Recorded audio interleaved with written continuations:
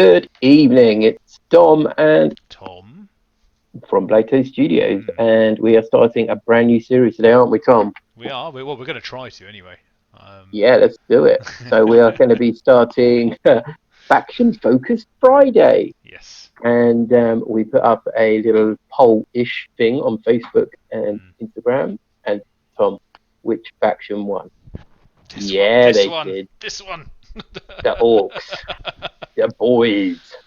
Yes. So in this new series, we're going to try and cover a few different topics, bit of background, personal things that we've enjoyed and experienced playing against these factions, Mm. and also where to get started if you want to get into starting these particular armies.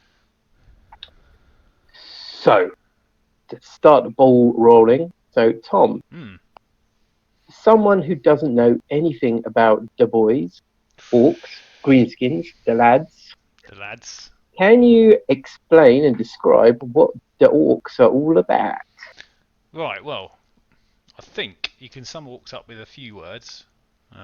One would be mildly obsessed with fighting things. um, the taking of stuff that isn't theirs and converting it into essentially anything that works, and works being a quite a a, a, a nice wide word for it operating in some form of however normally operating quite well somehow. This is Yeah, all that when they build things they tend to scrap things, so they're really good at looting and taking things apart and putting it back together in their kind of image. And their image is, in my opinion, is quite a tribal one, kind of a yeah, clan style one, very aggressive one, very kind of in your face.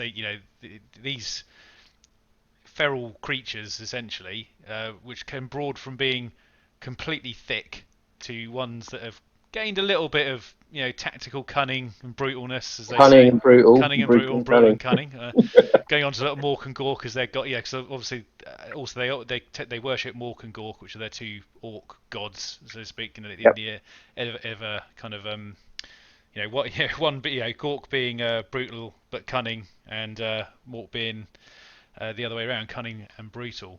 So it's a very extensive religion. Yeah, very inclusive. Very inclusive. Yeah, you kind of fit into As one long or as you two. fall under one of the Yeah, one of the categories, you're fine. categories. Yeah. And they're quite renowned for sort of liking to get into combat as well. They really like Yeah, to. They want a really good fight. That is their that is one of their main things, I think, in their kind of theme and how they yeah, kind of operate, I suppose. So yeah, that's for me in a nutshell, kind of how I would describe the orcish race in 40k. yeah. No, definitely, that's a pretty good description. I mean, as you said there, like the orcs, as a race though, you've got three distinctive kind of uh, subspecies within Mm-hmm. there. So you've got the orcs, you've got the grots, and you've got the snotlings. Also, you've got squigs, but squigs are more like dogs. Yeah, For, the pets. yeah, they're pets. They've got many uses. Go from pets to massive behemoths. So they kind of go one way or another. You start off with a little squig, ends up being a massive squiggle. Um, yeah, so you got that. Orcs definitely are numerous across the galaxy, aren't they? They're one of the more numerous species. Yeah, Definitely, if they put aside their smashing each other in the head, they would be a yeah. big threat for the Imperium of Man. So obviously, we'll go into that a bit later about some conflicts. Mm. And orcs basically form a WAAAAAGH, don't they, Tom? They do indeed. I mean, people say I have a posh war. I'm not going to do my war voice right now. I don't. I don't. Maybe do it at the end. Maybe do Tell it at us the what end we've got coming through as we time quickly. out. But yeah, they typically, there's normally one. Well, there's normally one head orc normally, and he is the boss, the boss. The the big boss who essentially is, you know, normally beaten many other orcs into submission, and that normally increases their size. Yeah, so it's very Yeah, easy for an outsider to see who's in charge. It yeah. tends to be the biggest one who's in charge. It's It's the very one. It's the one over simple there. hierarchy, but that's how it works. You tend to have the And biggest orc. essentially, what you can have happen is obviously maybe two orcs of equal size might face off for the control of a war, Mhm. and and the winner tends to come out bigger and stronger than the one that he just beat up. So it's quite a simple hierarchy, really. Yeah, Yeah, orcs are great. I think years ago they kind of described it as almost like the white blood cells of the universe. And like if one faction gets particularly powerful and strong, orcs are there because, Yeah. as we said like before, they get bigger, the more powerful they are, the more they fight. The way of reproduction as well is basically through spores. Yeah. So if the planet gets invaded by orcs, they're not going anywhere. No. They're going to be there for a very long time. Not unless you wipe out every last spore on the planet, which is Yeah, probably quite a difficult task for certain planets, I think, especially as yeah, they tend to multiply rather quickly. yes, exactly. So that is a bit about the orcs, a bit about the background and how they stand in the 41st millennium. Tom, can you go through your experience of collecting and playing orcs, Well, and then yeah. we'll go on about facing them later on. But yeah, for now, playing and collecting. Well, so collecting. Now, I came to Orcs in a kind of a funny way, really, because it wasn't something I went out of my way to actually buy starting kits with. I actually bought the army off a friend of mine, Gavin, because I really fancied it. I did actually really want to do an Orc army, but I was kind of looking for an easy way into it. And my first goal, as Tom will remember, is to have 100 boys. So 100 Orc boys, because in my head, I love the fact of a green tide running over a board. However, obviously the painting and stuff alongside that is the more painful part. But Yeah, but that was the first thing I did, and I was so pleased to do it because actually it does look really cool, and and it also makes you, even though it was quite painful to do from a painting standpoint, it makes you want to do more because an Orc war, yeah, yeah, it tends to be huge, and expanding the collection. There's so because on another sort of on a slightly rulesy side of thing, points wise, Orc boys are very cheap, so having lots of them is very easy as well. mm, And while I started, the other thing I started collecting was I wanted I wanted some shooting in my things, but I also wanted to have. I love the Orc walkers, so that was a very big theme for my army. But so it's got a bit of shooting, but mainly quite a few walkers. And yeah, I think if you like walkers, you love Orcs as well because they got such a really good array of them as well, and they're some yeah. really cool looking models. The aesthetics are Yeah. really nice, aren't they? Oh The yeah. Orc Yeah. walkers. Definitely. Yeah, And also the potential that you can have a little mess around with them, and no one's really gonna care too much because they're kind of I think it's one of the one factions in 40k where you can sort of go a bit crazy on the conversions and people will sort of go, yeah, that looks orky, yeah, because yeah, definitely. it doesn't really matter kind of how you end up doing it. If you put more guns on it, that's great. If you put more claws on it, that's great. If you make them faster by painting them red, Oh yeah, um, you know yeah. If you have kit bashing, they're your army, aren't they? Oh God, yes. I think it's one of. I mean, we've seen between us. We've seen quite a few collections over the years. We've seen some Tau Orcs and some, other titles which has been quite good to look at. And I think when you pick them up, if you've got a creative streak in yourself, it's a really good army to sort of let loose on. Yeah, it's very In much my a opinion. hobbyist army, isn't it? Yeah, yeah. Oh, definitely. Yeah. Yeah, I think And if how do you you find playing them? playing them, I think it would be fair to say that I'm fairly new to playing them still. Um, and the way I want to play them, maybe I think I've got. I like to go forward with the army. That's kind of the theme. Is lots of walkers going forward with some orc boys surrounding them. However, I do find that tactic a little bit hit and miss at the moment. But I still enjoy playing them. It's just I think to play I honestly think actually to play them well, you have to be quite good at the game in general as well. On top of um, Yeah, just yeah. enjoying the army. It's It's you're definitely doing uphill battle, aren't you, with orcs sometimes? Mm, yeah, and you do have to make lots of combinations work together to make them kind of good on the table. But I think honestly it's worth doing if you sit down and play them a few times. I mean, I'm hoping to get some more battle reports for for myself out there for my orc army and expand it Mm. out gradually because I would love to get a really big orc force together over the years. But it's one of those things. It's a gradual thing. You can't really. I don't think you can really rush orcs to be honest because you could go out and buy 10,000 points worth of things, but you've got to remember you've got to paint them, and that's Yeah. So actually, that is a good segue into my experience yeah, of orcs. So I played orcs for a long time, before the channel, and I probably had about 6,000 points of Orcs at its peak. This is a few editions ago, and probably a good 99.5% were unpainted. I remember. Yeah, so I eBayed a lot because anyone who's played Orcs, hopefully if you're watching this video, you've got an interest or you've played Orcs, you're collecting Orcs, and you will know how intimidating probably like 5,000 to 6,000 points of Orcs is unpainted. It's atrocious. And my advice normally is buy it slowly and work your way into the painting mode. For collecting Orcs, I absolutely loved it. They've got a brilliant range. The converting, like you're saying, the kit bashing and the converting is excellent. You can have a theme and kind of run with it. Yeah. Like I've seen, like you said, Tau Orcs, I've seen Necron Orcs. You kind of, I thought about doing some sort of Viet Cong Orc army for ages.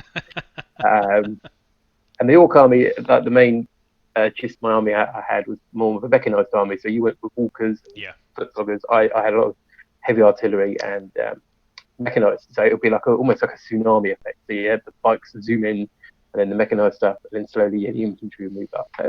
I really enjoyed playing it. It was really fun army, and yeah, definitely, especially now in 8th edition, you are an uphill battle against things like Marines. Yeah. So yeah, you've definitely got to be a skilled player to play Orcs. It's not easy just charging forwards and hoping for the best, because your guys are going to go down in droves. As I found out a few times having played them now, but yeah, I think you do learn quite rapidly, what does and doesn't work, because rules-wise, they've actually got a plethora of rules for different, especially with their new Psychic Awakening book and all that business. There's lots of combinations that you can put out of the bag now, which also means that the way you do your collection can change, to suit certain cultures, as they call them, clan cultures, things like that. So we'll get into those soon. Yes. Right. So we've talked about playing and collecting the boys. What about playing against Orcs, Tom? If you're taking, for instance, your Templars, let's say, or your Night Lords, and you go to an event and you see an Orc player across the field, what are your first thoughts, and what do you think you're going to see? Well, I would hopefully typically see a lot of boys. I think that's one thing that it seems to be quite a regular thing, because their numbers, when you're taking squads between 20 and 30 strong, it makes them quite hard to shift, because especially if you're playing a Marine army yourself, you've got to get the attacks in to deal with that number of Orcs. And I think if you're playing a combat army against an Orc combat army, I think the Orcs are probably reasonably good chance that they're going to beat you in that particular game. I think at the moment, just because of number of attacks, unless you can get the initial charges in or get the initial shots off to whittle it down. But at the same time, oddly enough, I always find if I'm playing an Orc army, I know I'm probably going to have a good game as well. That's been my general experience.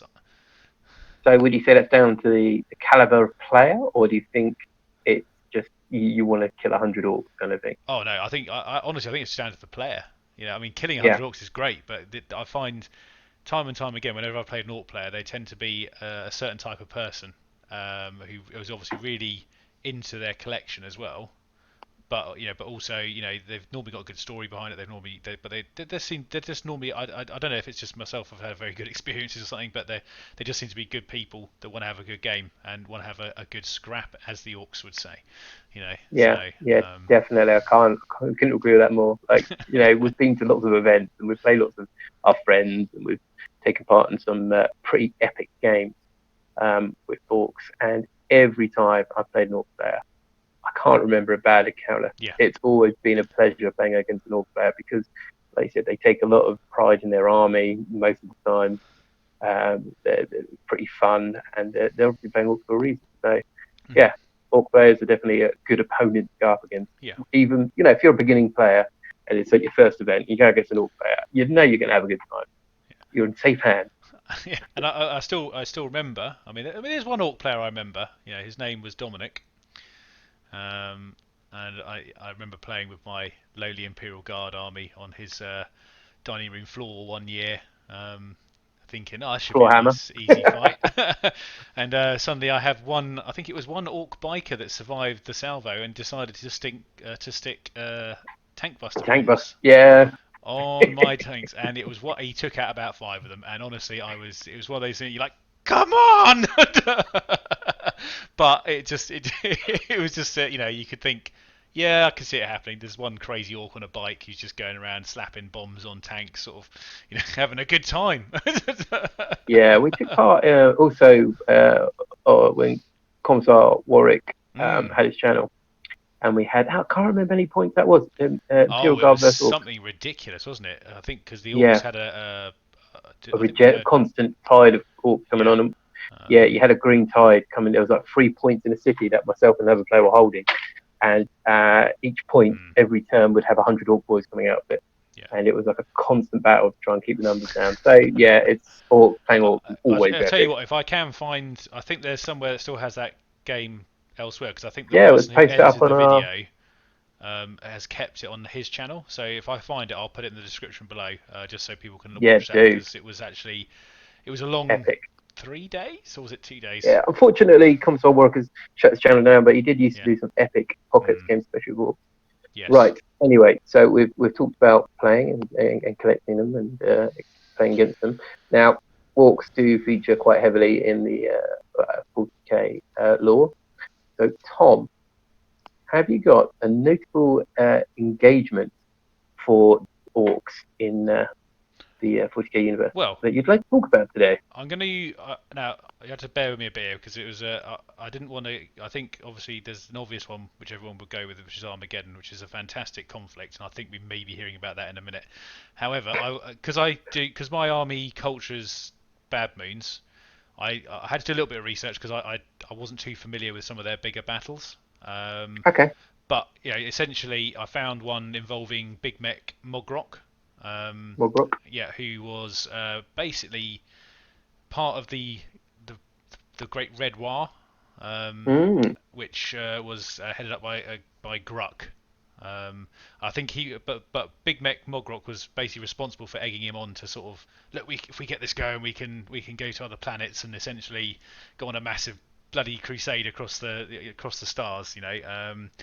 And it was out in the Sanctus Reet sector, if I yep. remember correctly. And it had a couple of notable battles. I think there was the siege of I'm just going to read it here because I've got a couple of notes here. A siege of Obsitera and the battle for Aurek Prime.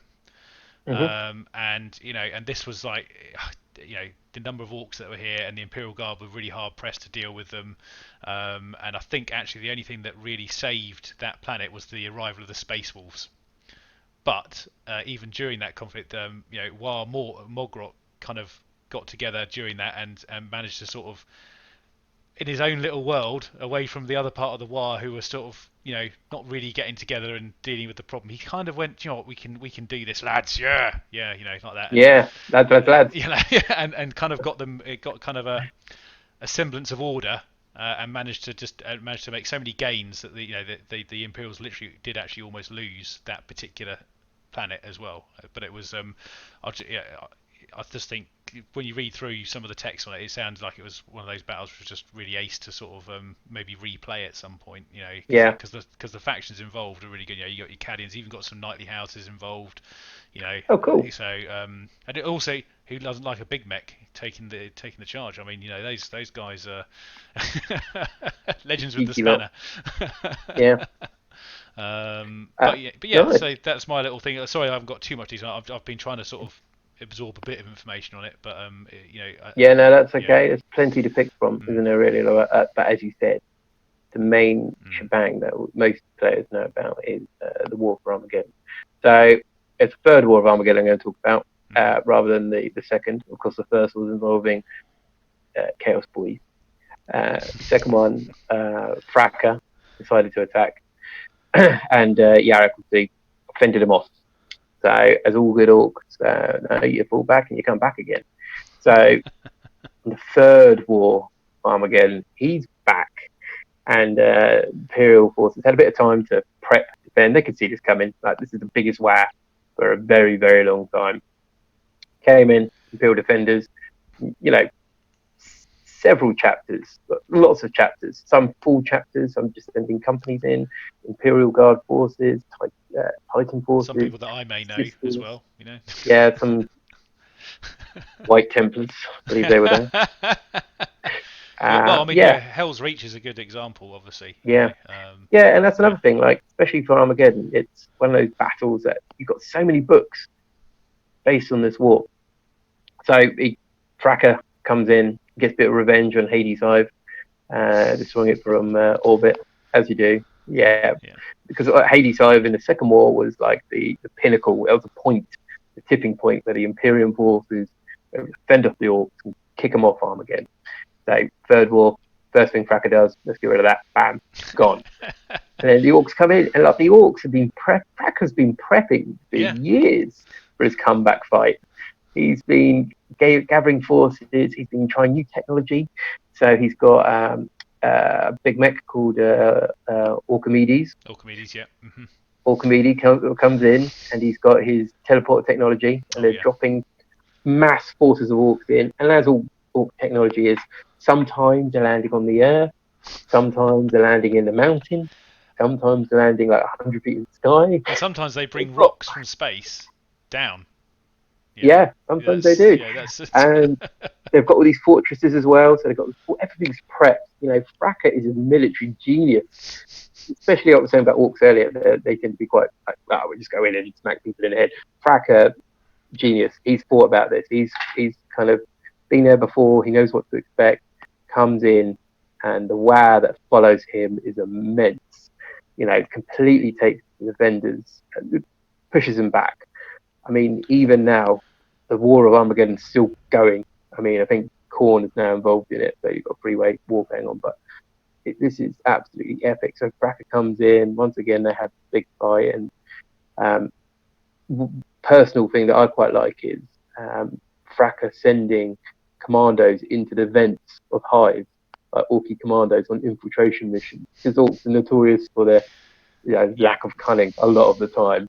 But one of the factions that I've picked, Blood Axes, they're very sneaky and very kind of militaristic, and they kind of go in. And yeah, just the scale of this war is unbelievable. Like Orc kind of airfields kind of getting kicked up. Yeah, absolutely brilliant. And I think Games Workshop have covered it a lot before. And anyone that's read anything about Armageddon, the Third War, definitely, you can see where I'm coming from. Even the Hell's Reach series on YouTube. Oh, and also technically, just to sort of with Armageddon, if I do recall correctly, previously was Ulanor. Is that correct? Yep, Yeah, and obviously yep, the the Emperor Orky was homeworld. involved there because, and He had to be. yeah, and this is one of the theories of why the Orcs keep coming back there. It's not just for the fight, Yeah, but it's something that draws them there because it was when they were obviously a bit bigger as well. Because they used to mm, be even bit more larger organised. Yeah, than they are now. But yeah, it's that Armageddon has got a lot of history for these particular fights, and I think it's really nice that they bring it back every so often just to refresh it as well, because it's kind yeah, of it's such a good focal point for Orcs and definitely Orcs, but yeah. especially other factions that come and join in as well. But Orcs are one of the main driving factors for that, I think. Yeah, I mean, a lot of people go on about Orcs against Space Marines, but for my personal kind of how I see it, I think Orcs against Imperial Guard is just a classic matchup. Absolutely classic, because they're almost like Orcs have that slightly physical kind of um, one-upmanship on your standard human. Yeah, They're bigger, they're tougher, they're stronger, more aggressive, and Imperial Guards and also they're trained soldiers, so they tend to be able to push them back a bit. But it's definitely a matchup. yeah. Which I absolutely, I think it's brilliant. So yeah, Armageddon, Third War. Yeah. So as I kind of said before, and we've kind of hinted at, we both took two Orky clan cultures, and we did a little bit of research, and like characters, specific units that faction may have. Tom, before we go into our cultures and clans, what resources have you been using to look all this stuff up? Resources. I've used the Codex a little bit, and I've also been having a little flick through sort of like the 40k fandom pages, and just various. I mean, there's actually a lot of information out there, really, if you want to find stuff out about them. Yeah, But yeah, that's kind of one of the two main ones I've been having a little flick through on. Plus some of my own knowledge as well, because I yeah, do yeah, I do have, yeah, as we all do, because we read it, we read it, but it's just good to refresh on these. But yeah, yeah. if you are looking Exactly. for more stuff, I mean, 40k fandom's a really good 40k resource, in my opinion. Oh yeah, definitely. There's a lot of stuff out there, isn't it? So yeah, pretty much done the same. Like a lot of personal and second edition code. Oh yeah, and you can see the difference here. I'll hold up the current one. The Yeah. art style is it's just like a different age. It's Yeah, just definitely. and I must I admit love this I book. kind of like that one, the look of that one better. I really do, because I do find the current look of the codex is very it's lost that cartoon, not cartoon. I suppose it is a cartoony feel, but it's at the same Yeah. time, Orcs I think can look quite good in a cartoony format. I think just because of the Mm. way that they're normally that all their features are quite exaggerated. Just in general, they just lend themselves to that look. Yeah, definitely. Yeah, I mean they've all kind of went away from it, but Orcs have always had that kind of slightly comic appearance, which they've still got in a lot of ways. Like you look at the latest models, like the buggies, and they've got like I can't even name the buggies. They're ridiculous names. Wazbam, Boom Jet, and Snaz Exactly. Wagon. Yeah, I think that just says it all, doesn't it? Anyway, so your two clans or cultures, what have you picked? Well, I've gone with the Goths because I kind of felt that if you're going to talk Orcs, you probably should have something to do with Mr. Thraka in there. But also the Bad Moons because that's the one But I mean, I don't paint my army yellow if I'm totally honest because I didn't really want to do them yellow. But they're red. But Bad Moons for me was my second choice because it's the clan culture I predominantly use for my orc Okay, that's cool. collection. So So I have gone with Blood Axes and Death Skulls. hmm. So those two are definitely two of my favourites. Um, but Tom, do you want to go on about? Do you want to start talking about? I don't know, Goths Yeah, I could do first? a quick little bit on Goths.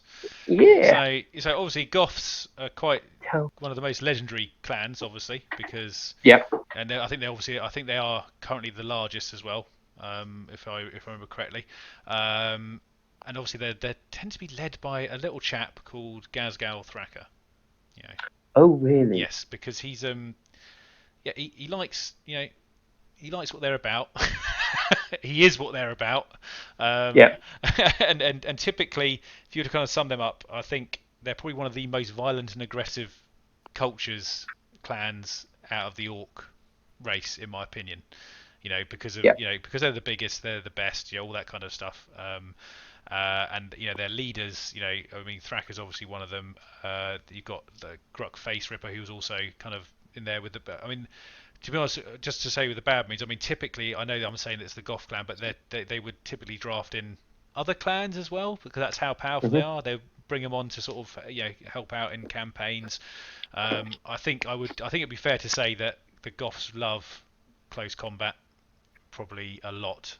Oh, yeah. I Yeah. mean, just looking at the weaponry that Thraka has, an example, the claw that he carries, that's his. That's one of his most iconic weapons, and it's just ridiculous, really. Obviously, Yeah. notable engagements. They were involved in Armageddon primarily. All this. Obviously, they're. They. I mean, obviously, if I go to the rules side of things a little bit, they also have a special unit called Scar Boys, which are basically just bigger Boy, version boy. of boys, but they're still boys, but they're just a lot tougher and meaner, and normally selected from the orcs that are just want to really properly smash some face. So Scarboys, are they a model you can buy, or are No, they a it's just a stratagem you can stratagem play? upgrade at the moment. So you Oh, pay. okay. It's very much like the Intercessors upgrade, Veteran Intercessors. So Hmm. it's similar to that in that effect. So, but you can upgrade a squad of them. I think unfortunately you can do it once, but yeah, fair enough. It's just the way it is. But if you got, but yeah, I think if you were playing Goths, you'd probably definitely at least take a squad of them. I reckon, just to sort of thematic out. They're typically, I mean, if you on for looks wise, they're typically jet black with white sort of highlights around their armor. I Yeah, think like that's checkered effect, checkered isn't it? effects. Yeah, exactly. Yeah, pretty cool. But yeah, as I said, they're the most largest and aggressive clan as well. So, but yeah, that's it, kind of in a nutshell. That's kind of what they're about, really. Nice. Yeah, Cool. All right. What one should I do? The Death Skulls blood or the Blood axes, Axes? blood axes. Blood Axes. Yeah, blood Yeah. axes. Go on. Right. So yeah, that's it. Both of these I absolutely love. They're like my favourite clans. I think I mentioned just previously like they were doing a Viet Cong themed army, and they would be Blood Axes. Um, So Blood Axes were the first Orky clan culture to encounter the Imperium, and they're also the least trusted of the clans and cultures. They're like the Dark Angels, Alpha Legion of Orcs. So essentially, these guys love like organized warfare. It's pretty the best way of putting it. Orcs just charge in, they've got brilliant. But I think Blood Axes love the structure, they love the logistics, they love uniforms, they love tactics, and they really overthink Orky warfare quite a lot. So they're not as Orky as most Orc clans and cultures. They're probably a bit more of a hybrid, and they will work alongside human mercenaries, for instance, and they'll kind of be on the fringe. They're like the ambassador orcs. If you're an orc warlord, and you wanted to kind of negotiate, you'd probably send your blood axes in. And so, as for specific units, of course, you've got blood axe commandos. So, like I've been saying, orcs are very kind of brutal and straight in your face. Commandos are the sneaky gits. They are the ones that will kind of infiltrate and cause chaos around the behind the lines. They will get noticed eventually, but they are the sneaky guys. So they'll go in, do their stuff, and they've had several incarnation model-wise. I remember that the original ones I had, the old metal ones, and they looked like some sort of SAS special forces, where they had like woolly hats, ropes, grappling hook kind of things, all of that onesies. It was very odd. And now obviously they look a bit more like goggles, like backpacks with stick bombs and grots and all sorts going on there. Snickrot's kind of a good example. And exactly. Yeah. Snickrot as well is an absolutely amazing model. And he's just the sneakiest of orcs. I think I put on a Facebook group on our Facebook page about Sly Marbo versus Snickrot, and I just fancy Snickrot. I think he's brilliant. And you kind of, like I mentioned earlier about the Third War of Armageddon, sending infiltrators in, and I think they're just brilliant. Orcs, sneaky orcs are great, and so they'll be. As I'll go on to the other clan in a minute, they'll happily have looted Imperial armor to be part of their army. So they've got this kind of. From a distance, they might appear to be the Imperial Guard, but then you get closer, you're like, well, no one's maintaining those tanks. Oh no, there's a big green skin in it. I might be wrong here, but I definitely remember years ago reading about a conflict where the Blood Axes stole a Death Strike missile from the Imperial Guard on Armageddon and fired it. And I was like, that's brilliant. Just brilliant stuff. But yeah, that's pretty much my my Blood Axeness. Cool. So, what about you, Tom? What about your Bad Moons? Well, Bad Moons. So, obviously, as I said, this is one of the ones I primarily is my collection based around. I love obviously, from Bad Moons, to get a flavour of them, they are the richest clan in all of the Orc clans. So, how would you define rich? What do Orcs use as currency? Now, you see, they do like their teeth. And it is literal teeth, I might add as well. Yep. Yeah. And the Bad Moons tend to grow their teeth a lot faster than other clans, and hence why they are the richest, because it is their currency, and this one thing, these guys are proper greedy. They Are they Scrooge McDuck? Their primary focus is the money, the teeth. They want more. Oh god, that'd be a painful swim. But it is their primary, because they want the best tech, they want the best weapons, they want the best shooty bits, they want the best gubbins, they want everything. They want the lot, and they will pay for it by literally ripping their own teeth out their skulls, and that is quite a cool thing.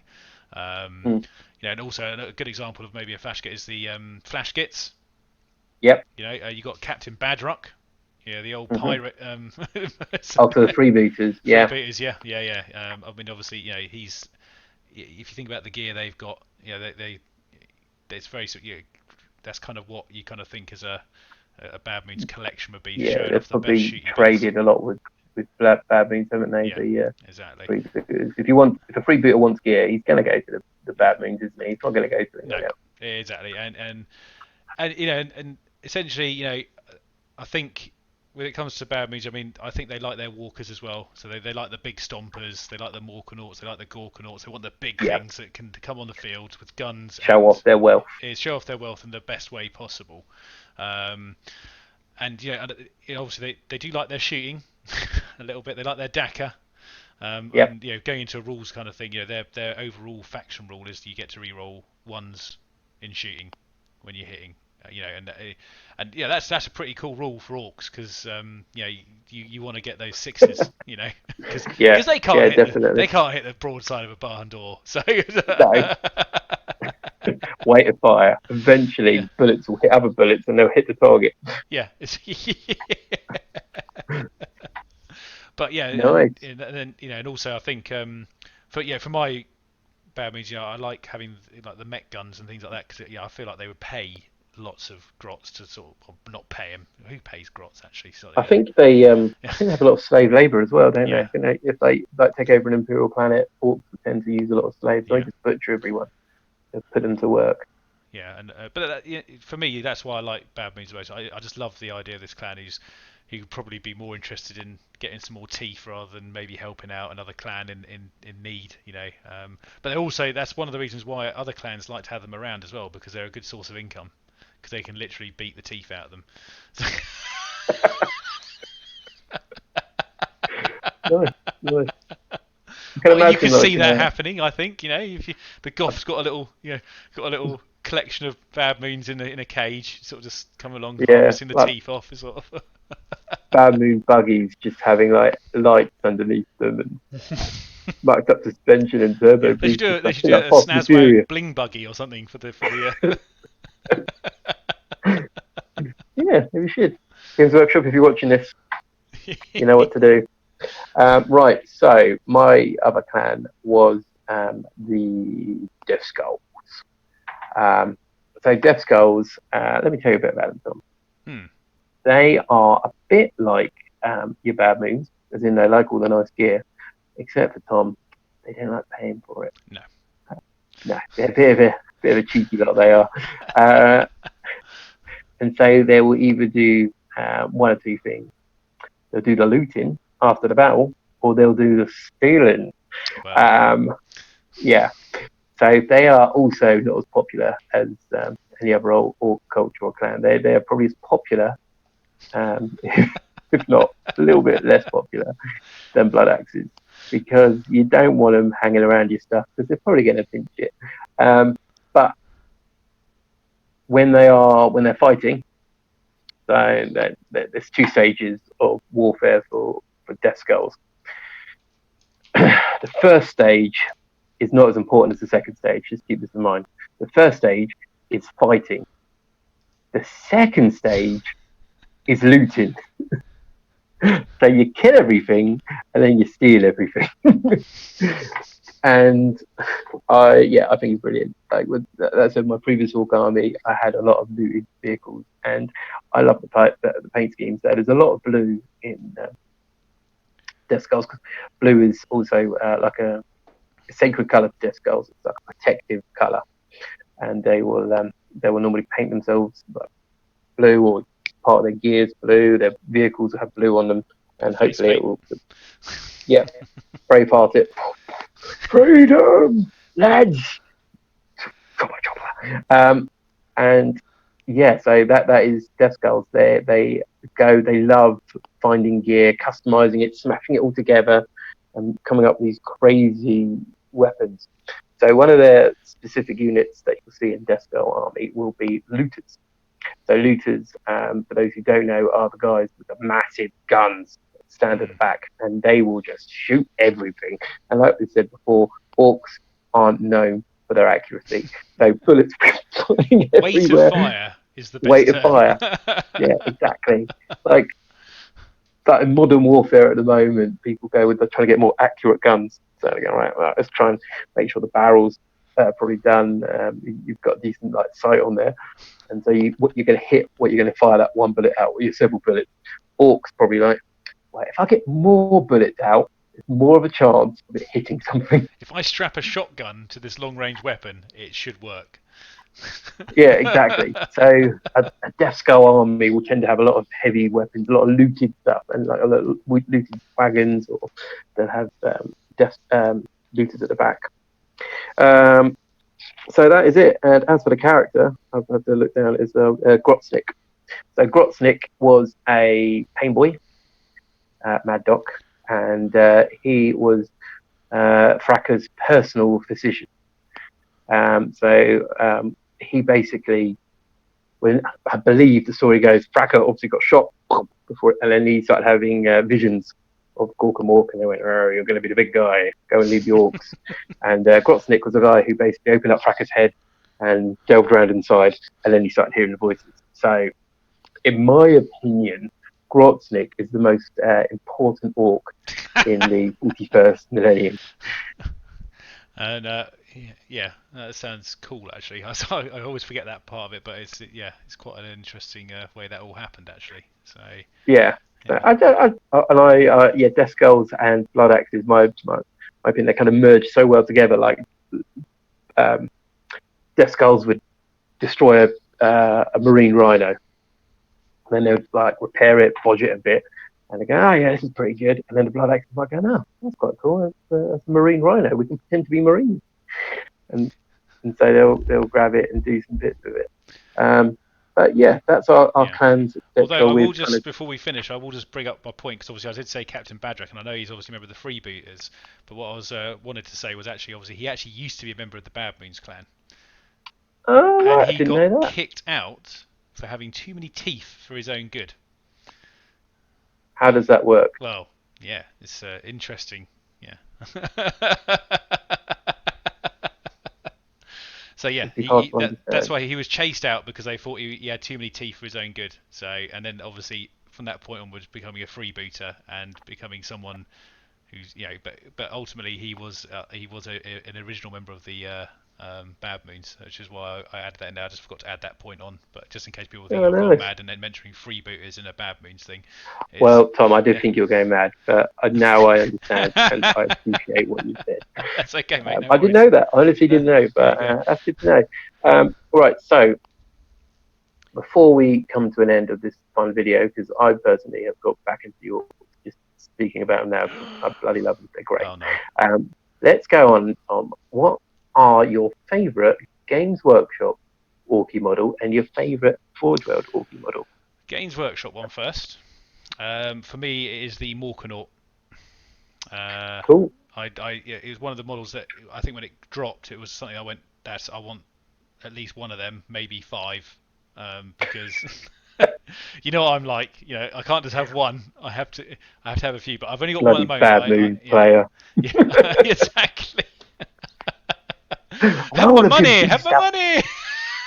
It's raining. Does this work? Yeah. But no, I like the Morkanaut more than the Gorkanaut personally, because I just like the look of that more. I think obviously the Gorkanaut's got a bit more shooty power on it with the big Gatler on it. But yeah, I think it's one of the. I think it just looks very orky, and you kind of look at it and go, how does that thing move? And the sculpt of it is amazing. They've got the look of it down. It is a mini Stomper, really. When you do the kind of aesthetic comparison. But yeah, I would say that's definitely my favourite Games Workshop produced one. My Forge World one, I had to double check this earlier because I was just trying to make sure I got the right one. But it's the Orc Mega Dread.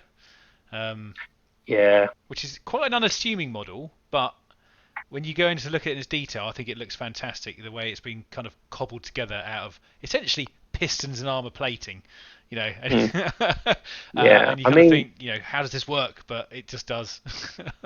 Yeah, the Forge World Orc models are beautiful. Absolutely, they got the aesthetic perfect for the Forge World Orc. They've got plenty to choose from. So yeah. Oh yeah, definitely, and not even including discontinued ones. Yeah.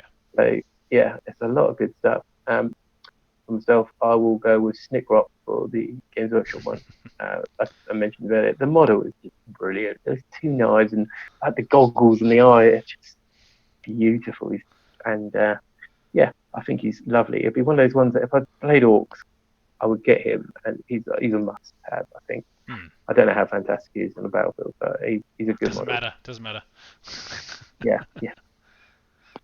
And then for Forge World, it would have to be the gigantic squiggle. Gigantic.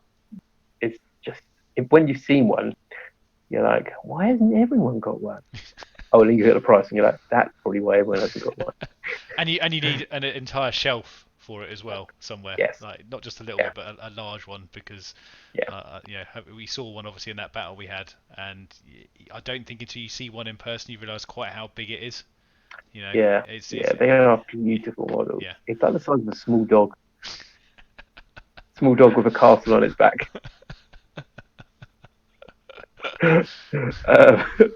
Right. So, to end today's video, if someone has watched this video and they are inspired to play and collect Orcs, what do you think is the best way for someone to get into Orcs and to start collecting? Well, it's going to sound like a bit of a cliche and normal answer, but I would definitely say pick the Codex up before you do any model buying. Just have a little flick through and have a look at the clan cultures and see which one kind of suits your playstyle. I mean, obviously, you don't have to do a culture if you don't want to. You could pick multiple ones, whatever. It doesn't matter. But if you want a theme for your army, it's a good way to get a basis of that. And failing that, if you're not that kind of person, just literally pick the model you like the most out of all of them, and then start from there, because it gives you quite a bit of inspiration, the models that they produce. And if you want a quick way in, you can always get the Start Collecting set, which I think it's not a bad one. I don't think, if I recall, I'm just trying to remember what was in it, but it might not be the best. Yeah, I think it's some Orc Boys, and I could actually check it while you tell us how you would do it, Dom. So. Well, as you said, Tom, right, a great little thing there is to get the Codex. Like, first off, you can't go wrong. Like, you buy the Codex, you might decide Orcs aren't for you or whatever, but then you've got Codex, and it's always good to know your enemy. So don't collect Orcs, you've got a Codex. If you're playing against Orcs, you've got a good idea of what you're facing. But you might as well have a look, see what you want, and then you look at the models and you go, pretty nice. And as we said earlier, it's a kit bashing army, so you can quite happily just do what you want. You can bodge it together and say it's an Orky force. For me, if I start collecting Orcs, if you're going to collect them on a budget, I would definitely go on eBay and pick up some second-hand Orc Boys, cheap as chips. There's always going to be people in the Orcs. It might be hard work stripping them. Yeah. Because I must admit, I bought my second wave of Orc Boys on eBay, the second lot, because actually you can get grey ones quite easily. Just as a tip. Yeah, and the Start Collecting book. Have you found the Start Collecting book? Yeah, I have actually. Yeah, and I know why I liked it now, because it had a Death Dread in it. Yeah, that's what I was thinking. Sure, it's got Death Dread. Yeah, but essentially you get a squad of Orc Boys, a Pain Boy, and a Death Dread, which is not a bad start for an Orc army. You got quite a few things covered there. I mean, obviously, Orc Boys are one of the core parts of the force, and if you in my opinion, I think you had to have a lot of Orc Boys. Just to get the aesthetic of that army. I mean, obviously you could do, I suppose, Speed Freaks style Evil Sons and do bikes, but I mean, you're looking at. I think generally you need probably about at least 50 Orcs in your army, in my opinion. You don't want small wherever you want to go, you need at least 50. Yeah. And that's one squad, and then you need another 100. No, you keep adding more in. You go, get some eBay, and like the starter box is quite good to get. Depends which way you want to go with your army, really, to be honest. But yeah, I'd say start with some second-hand bits and then go into either a fantastic store website, probably Goblin Gaming. Goblin Gaming, I heard they're good. Yeah. Check them out. And they've got goblins, which are almost gross. Greenskin. This video is almost at Goblin Gaming. But jokes aside, if you do actually want to collect an army, go to Goblin Gaming, and gives a bit of a kickback, and it helps our channel grow. Go check them out, and we don't charge for anything, so it's good for you, it's good for us. Plug done. Yeah.